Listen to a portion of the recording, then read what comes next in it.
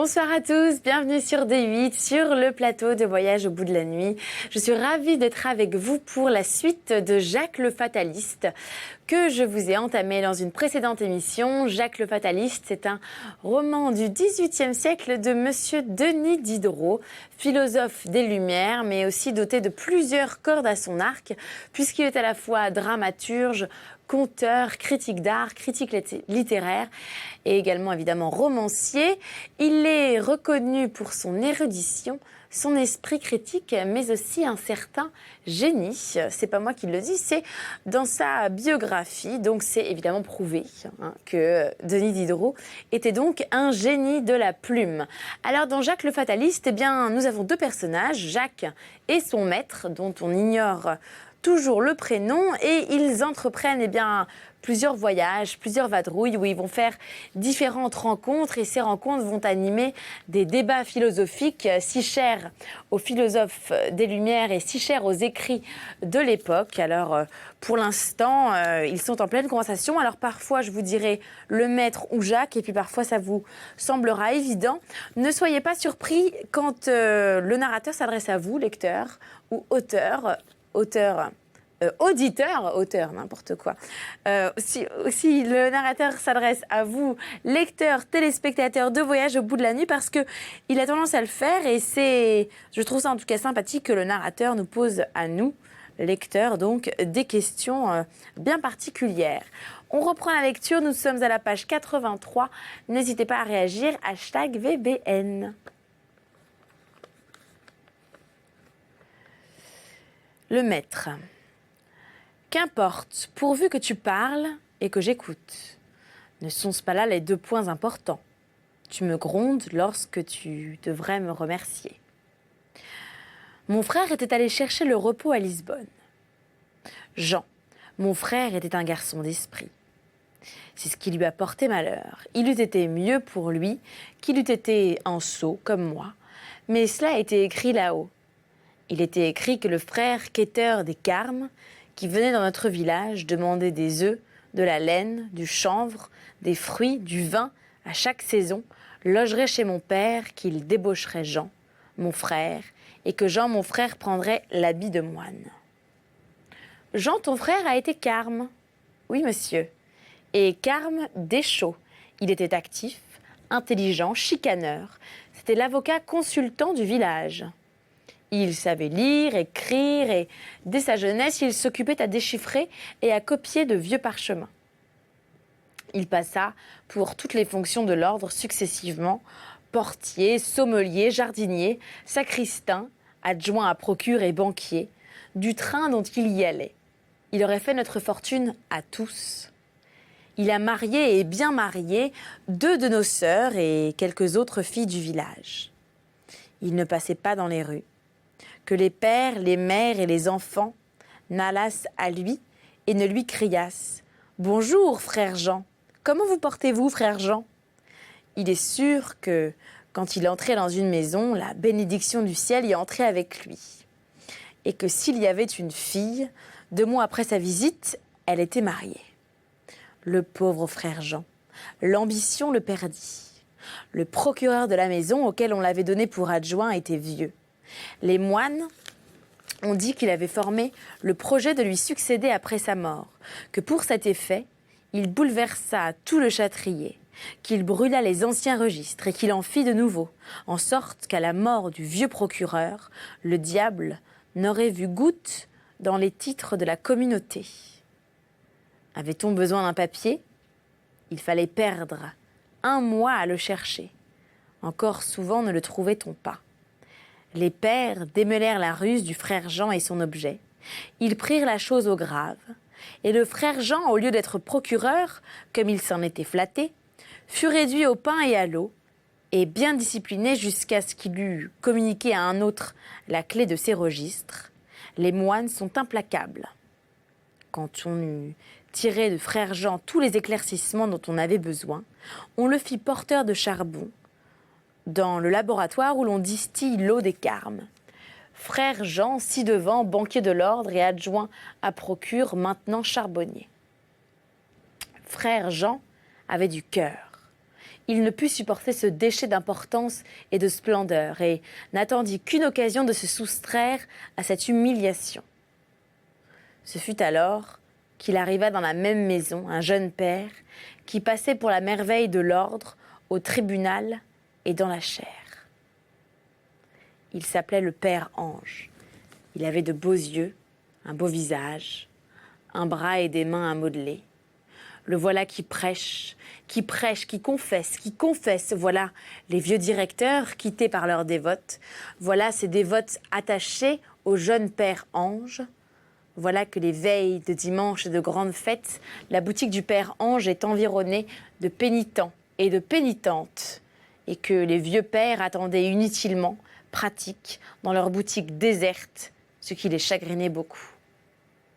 Mais monsieur, si je laissais là l'histoire de frère Jean et que je reprise celle de mes amours, cela serait peut-être plus gai. Non, non, prenons une prise de tabac, voyons l'heure qu'il est et poursuis. J'y consens puisque vous le voulez, mais le cheval de Jacques fut d'un autre avis. Le voilà qui prend tout à coup le morse aux dents et qui se précipite dans une fondrière. Jacques a beau le serrer des genoux et lui tenir la bride courte, du plus bas de la fondrière, l'animal têtu s'élance et se met à grimper à toutes jambes, un monticule où il s'arrête tout court et où Jacques, tournant ses regards autour de lui, se voit entre des fourches patibulaires. Un autre que moi, lecteur, ne manquerait pas de garnir ces fourches de leur gibier et de ménager à Jacques une triste reconnaissance.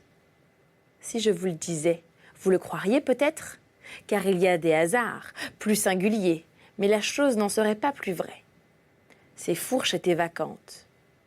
Jacques laissa reprendre haleine à son cheval, qui de lui-même redescendit la montagne, remonta la fondrière et replaça Jacques à côté de son maître, qui lui dit « Ah, mon ami, quelle frayeur tu m'as causée. Je t'ai tenu pour mort, mais tu rêves. À quoi rêves-tu ? À ce que j'ai trouvé là-haut. Et qui as-tu donc trouvé ? Des fourches patibulaires, un gibet. Diable ! Cela est de fâcheux augure, mais rappelle-toi ta doctrine. Si cela est écrit là-haut, tu auras beau faire, tu seras pendu, cher ami. Et si cela n'est pas écrit là-haut, le cheval en aura menti. Si cet animal n'est pas inspiré, il est sujet à des lubies.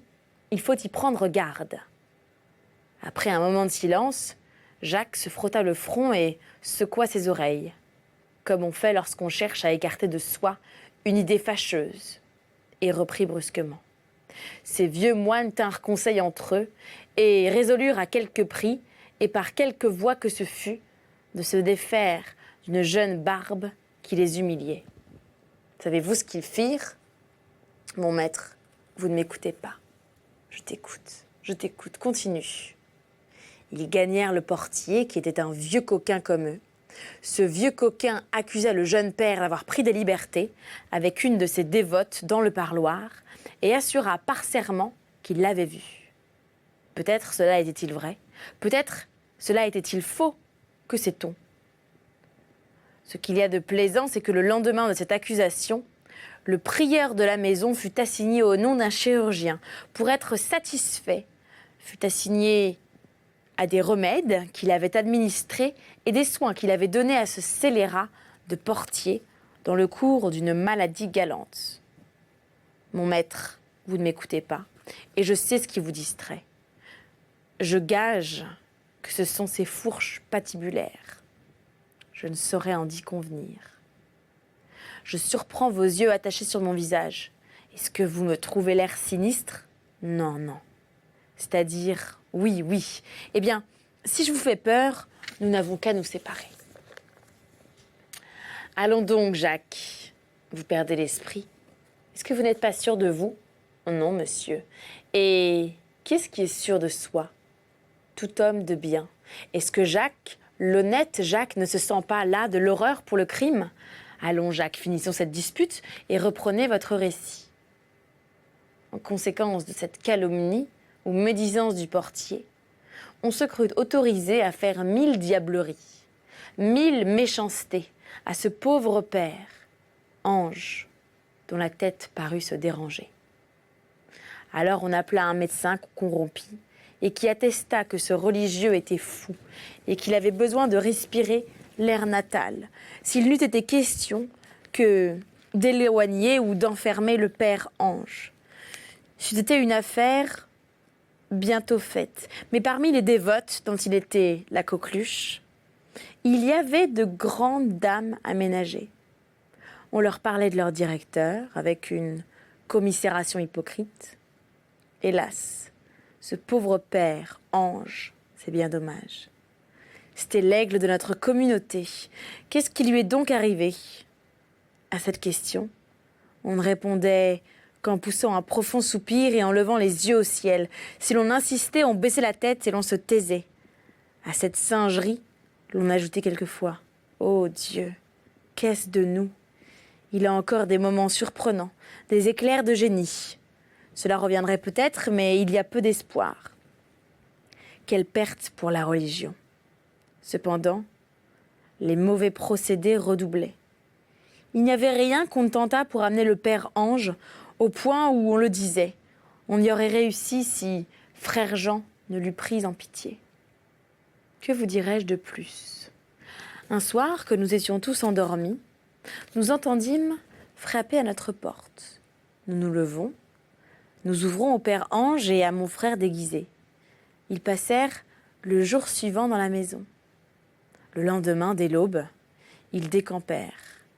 Ils s'en allaient, les mains bien garnies, car Jean, en m'embrassant, me dit « J'ai marié tes sœurs. Si j'étais resté dans le couvent 2 ans de plus, ce que j'y étais, tu serais un des gros fermiers du canton. Mais tout a changé. Et voilà ce que je puis faire pour toi. Adieu, Jacques.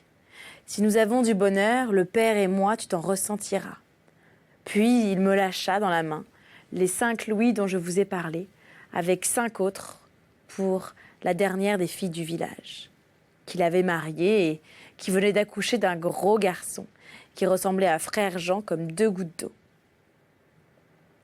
Sa tabatière ouverte et sa montre replacée. « Et qu'allait-il faire à Lisbonne ?» dit le maître. « Chercher un tremblement de terre qui ne pouvait se faire sans eux, être écrasé, englouti, brûlé, comme il était écrit là-haut. Ah, les moines, les moines. Le meilleur ne vaut pas grand argent. Je le sais mieux que toi. Est-ce que vous avez passé par leurs mains ? Une autre fois, je te dirai cela. Mais pourquoi est-ce qu'ils sont si méchants ? Je crois que c'est parce qu'ils sont moines. Et puis, revenons à tes amours. Non, monsieur, n'y revenons pas. Est-ce que tu ne veux plus que je le sache ? Je le veux toujours, mais le destin, lui, ne le veut pas. Est-ce que vous ne voyez pas qu'aussitôt que j'en ouvre la bouche, le diable s'en mêle et qu'il survient toujours quelque incident qui me coupe la parole ? Je ne les finirai pas, vous dis-je, cela est écrit là-haut. Essaye, mon ami. Mais si vous commenciez l'histoire des vôtres, peut-être que cela romprait le sortilège et qu'ensuite les miennes en iraient mieux. J'ai dans la tête que cela tient à cela. Tenez, monsieur, il me semble quelquefois que le destin me parle. Et tu trouves toujours bien de l'écouter ? Mais oui, témoin le jour qu'il me dit que votre montre était sur le dos du porte-balle. Le maître se mit à bâiller. En bâillant, il frappait la main sur sa tabatière et, en frappant sur sa tabatière, il regardait au loin. Et en regardant au loin, il dit à Jacques : « Ne vois-tu pas quelque chose sur ta gauche ? » ?»« Oui, et je gage que c'est quelque chose qui ne voudra pas que je continue mon histoire, ni que vous commenciez la vôtre. » Jacques avait raison. Comme la chose qu'ils voyaient venait à eux et qu'ils allaient à elle, ces 2 marches en sens contraire abrégèrent la distance. Et bientôt, ils aperçurent un char drapé de noir, traîné par 4 chevaux noirs, couverts de housses noires qui leur enveloppaient la tête et qui descendaient jusqu'à leurs pieds. Derrière, 2 domestiques en noir, à la suite, 2 autres vêtus de noir, chacun sur un cheval noir, caparaçonnés de noir, sur le siège du char, un cocher noir, le chapeau rabattu et entouré d'un long crêpe qui pendait le long de son épaule gauche. Ce cocher avait la tête penchée. laissait flotter ses guides et conduisait moins ses chevaux qu'il ne le conduisait. Voilà nos deux voyageurs arrivés aux côtés de cette voiture funèbre. À l'instant, Jacques pousse un cri, tombe de son cheval, plutôt qu'il n'en descend, s'arrache les cheveux, se roule à terre en criant « Mon capitaine! Mon pauvre capitaine !» C'est lui, je n'en saurais douter. Voilà ses armes. Il y avait en effet dans le char un long cercueil, sous un drap mortuaire. Sur le drap mortuaire, une épée, avec un cordon, et à côté du cercueil, un prêtre, son bréviaire à la main et psalmodiant.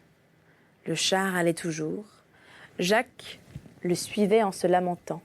Le maître suivait Jacques en jurant et les domestiques certifiaient à Jacques que ce convoi était celui de son capitaine, décédé dans la ville voisine, d'où on le transportait à la sépulture de ses ancêtres.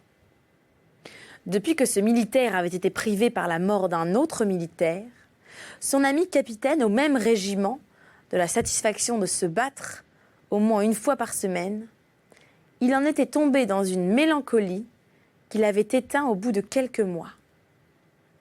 Jacques, après avoir payé à son capitaine le tribut d'éloges, de regrets et de larmes qu'il lui devait, fit excuse à son maître, remonta sur son cheval, et ils allaient en silence. Mais pour Dieu, l'auteur, me dites-vous, où allait-il ? Mais pour Dieu, lecteur, vous répondrai-je, est-ce qu'on sait où l'on va ? Et vous, où allez-vous ? Faut-il que je vous appelle l'aventure d'Ésope ? Son maître, Xanthippe, lui dit un soir d'été ou d'hiver, car les Grecs se baignaient dans toutes les saisons, Ésope va au bain. S'il y a peu de monde, nous nous baignerons. Ésope part. Chemin faisant, il rencontre la patrouille d'Athènes. Où vas-tu ? Où je vais ? Répond Ésope. J'en sais rien. Tu n'en sais rien. Marche en prison. Eh bien, reprit Ésope, ne l'avais-je pas bien dit que je ne savais où j'allais ? Je voulais aller au bain et voilà que je vais en prison. Jacques suivait son maître comme vous le montre. Son maître suivait le sien comme Jacques le suivait. Mais qui était le maître de Jacques ? Bon, est-ce qu'on manque de maîtres dans ce monde ? Le maître de Jacques en avait 100 pour 1, comme vous. Mais parmi tant de maîtres, du maître de Jacques, il fallait qu'il n'y en eût pas un bon. Car d'un jour à l'autre, il en changeait. Il était homme passionné comme vous, lecteur, homme curieux comme vous, lecteur, homme importun comme vous, lecteur, homme questionneur comme vous, lecteur. Et pourquoi questionnait-il ? Belle question. Il questionnait pour apprendre et pour redire comme vous, lecteur. Le maître dit à Jacques, « Tu ne me parais pas disposé à reprendre l'histoire de tes amours. Mon pauvre capitaine, il s'en va où nous allons tous, et où il est bien extraordinaire qu'il ne soit pas arrivé plus tôt. Aïe ! Mais Jacques, vous pleurez, je crois. Pleurez sans contrainte, parce que vous pouvez pleurer sans honte. Sa mort vous a franchi des bienséances scrupuleuses qui vous gênaient pendant sa vie. Vous n'avez pas les mêmes raisons de dissimuler votre peine que celles que vous aviez de dissimuler votre bonheur. On ne pensera pas à tirer de vos larmes les conséquences qu'on eût tirées de vos joies. On pardonne au malheur. Et puis, il faut dans ce moment se montrer sensible ou ingrat. Et tout bien considéré, il vaut mieux déceler une faiblesse que se laisser soupçonner d'un vice. Je veux que votre plainte soit libre, pour être moins douloureuse. Je la veux violente, pour être moins longue. Rappelez-vous, exagérez-vous, même ce qu'il était. Sa pénétration a sondé les matières les plus profondes, sa subtilité à discuter les plus délicates, son goût solide qu'il attachait aux plus importantes, la fécondité qu'il jetait dans les plus stériles, avec quel art il défendait les accusés. Son indulgence lui donnait 1000 fois plus d'esprit que l'intérêt ou l'amour-propre n'en donnaient aux coupables. Il n'était sévère que pour lui seul. Loin de chercher des excuses aux fautes légères qui lui échappaient, il s'occupait avec toute la méchanceté d'un ennemi à se les exagérer et avec tout l'esprit d'un jaloux à rabaisser le prix de ses vertus. par un examen rigoureux des motifs qu'il avait peut-être déterminés à son insu. Ne prescrivez à vos regrets d'autres termes que celui que le temps y mettra. Soumettons-nous à l'ordre universel lorsque nous perdrons nos amis, comme nous nous y soumettons lorsqu'il lui plaira de disposer de nous. Acceptons l'arrêt du sort qui les condamne sans désespoir, comme nous l'accepterons sans résistance lorsqu'il se prononcera contre nous. Les devoirs de la sépulture ne sont pas les derniers devoirs des âmes. La terre qui se remue dans ce moment se raffermira sur la tombe de votre amant. Mais votre âme conservera toute sa sensibilité. Mon maître, cela est fort et beau, mais à quoi diable cela revient-il ? J'ai perdu mon capitaine, j'en suis désolée, et vous me détachez comme un perroquet, un lambeau de la consolation d'un homme ou d'une femme à une autre femme qui a perdu son amant. Je crois que c'est d'une femme. Moi, je crois que c'est d'un homme. Mais que ce soit d'un homme ou d'une femme, encore une fois, à quoi diable cela revient-il ? Est-ce que vous me prenez pour la maîtresse de mon capitaine ? Mon capitaine, monsieur, était un brave homme. Et moi, j'ai toujours été un honnête garçon. Jacques, qu'est-ce qui vous le dispute ? À quoi diable revient donc votre consolation d'un homme ou d'une femme à une autre femme ? À force de vous le demander, vous me le direz peut-être. Non, Jacques. Il faut que vous trouviez cela tout seul. J'y rêverai le reste de ma vie, que je ne devinerai pas. J'en aurai pour jusqu'au jugement dernier. Jacques, il m'a paru que vous m'écoutiez avec attention, tandis que je lisais. Est-ce qu'on peut la refuser au ridicule ? Fort bien, Jacques. Peu s'en est fallu que je n'ai éclaté à l'endroit des bienséances rigoureuses qui me gênaient pendant la vie de mon capitaine, et dont j'avais été affranchi par sa mort. Fort bien, Jacques, j'ai donc fait ce que je m'étais proposé. Dites-moi s'il était possible de s'y prendre mieux pour vous consoler. Vous pleuriez si je vous avais entretenu de l'objet de votre douleur. Qu'en serait-il arrivé ? Que vous eussiez pleuré bien davantage et que j'aurais achevé de vous désoler. Je vous ai donné le change et, par le ridicule de mon oraison funèbre, et par la petite querelle qui s'en est suivie, à présent, convenez que la pensée de votre capitaine est aussi loin de vous que le char funèbre qui le mène à son dernier domicile. Partant, je pense que vous pourrez reprendre l'histoire de vos amours. Je le pense aussi. Docteur, dis-je au chirurgien, demeurez-vous loin d'ici ? À un bon quart d'heure de lieu au moins. Êtes-vous un peu commodément logé ? Assez commodément. Pourriez-vous disposer d'un lit ? Non. Quoi ? Pas même en payant ? En payant bien ? Oh, en payant et en payant bien. Pardonnez-moi, mais l'ami, vous ne me paraissez guère en état de payer.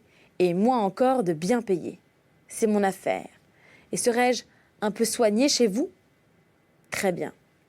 J'ai ma femme qui a gardé des malades toute sa vie. J'ai une fille aînée qui fait le poil à tout venant et qui vous lève un appareil aussi bien que moi.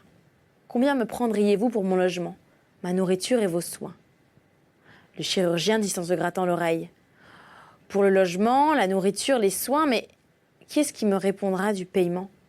Je paierai tous les jours. Voilà ce qui s'appelle parler. Cela, mais monsieur, je crois que vous ne m'écoutez pas. Non, Jacques, il était écrit là-haut que tu parlerais cette fois, qui ne sera peut-être pas la dernière, sans être écouté. Quand on n'écoute pas celui qui parle, c'est qu'on ne pense à rien, ou qu'on pense à autre chose que ce qu'il dit. Lequel des deux faisiez-vous ? Le dernier. Je rêvais à ce qu'un des domestiques noirs qui suivait le char funèbre te disait que ton capitaine avait été privé par la mort de son ami, du plaisir de se battre, au moins une fois par semaine. As-tu compris quelque chose à cela ? Assurément. C'est pour moi une énigme que tu m'obligerais de m'expliquer. Et que diable cela vous fait-il ? Peu de choses, mais quand tu parleras, tu veux apparemment être écouté. Cela va sans dire. Eh bien, en conscience, je ne saurais t'en répondre. Tant que cet inintelligible propos me chiffonnera la cervelle. Tire-moi de là, je t'en prie. À la bonne heure. Mais jurez-moi du moins que vous ne m'interromprez plus. À tout hasard, je te le jure. C'est que mon capitaine, bon homme, galant homme de mérite, un des meilleurs officiers du corps, mais homme un peu hétéroclite, avait rencontré et fait amitié avec un autre officier du même corps, bon homme aussi, galant homme aussi, homme de mérite aussi, bon officier que lui, mais homme aussi hétéroclite que lui. Jacques était à entamer l'histoire de son capitaine, lorsqu'ils entendirent une troupe nombreuse d'hommes et de chevaux qui s'acheminaient derrière eux. C'était le même char lugubre qui revenait sur ses pas. Il était entouré de gardes de la ferme? Non. De cavaliers de maréchaussée? Peut-être. Quoi qu'il en soit, ce cortège était précédé du prêtre en soutane et en surplis, les mains liées derrière le dos du cocher noir. Les mains liées et ses deux valets en noir, les mains liées derrière le dos. Qui fut bien surpris? Ce fut Jacques, qui s'écria « Mon capitaine, mon pauvre capitaine, ce n'est pas mort !» Dieu soit loué. Puis Jacques tourne bride, pique des deux, s'avant à toutes jambes au devant du prétendu convoi. Il n'en était pas à 30 pas que les gardes de la ferme ou les cavaliers de maréchaussée le couchent en joue et lui crient « Arrête! Retourne sur tes pas ou tu es mort !» Jacques s'arrêta tout court, consulta le destin dans sa tête.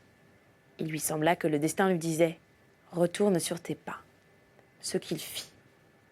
Son maître lui dit « Eh bien Jacques, qu'est-ce ?»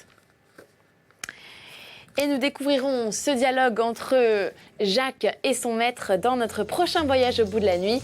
Merci à vous d'avoir été avec nous. Alors, plusieurs choses. Déjà, vous pouvez revoir les replays, vous le savez, sur le site d8.tv. Vous pouvez également réagir sur l'émission avec le hashtag VBN sur Twitter et Facebook sur la page pro de l'émission. Et puis quant à moi, vous pouvez m'adresser vos messages sur le @vicmonfort sur Twitter. J'ai également une page sur Facebook et puis j'ai mon blog qui vous attend où je vous parle de plein de choses tous les jours. Je poste différents articles et je vous répondrai avec plaisir si vous m'envoyez des petits messages avec des questions ou pourquoi pas une lecture si vous en avez envie. En tout cas, j'essaierai de la lire sur Voyage au bout de la nuit. Et puis si vous avez écrit un livre de votre côté, que vous cherchez soit une maison d'édition ou si vous avez envie de le faire partager, eh bien envoyez-nous ces livres à D8 et moi je me ferai un plaisir de les découvrir. Je vous embrasse, je vous souhaite une très belle journée sur D8. Merci également à l'équipe technique de Voyage au bout de la nuit. À bientôt.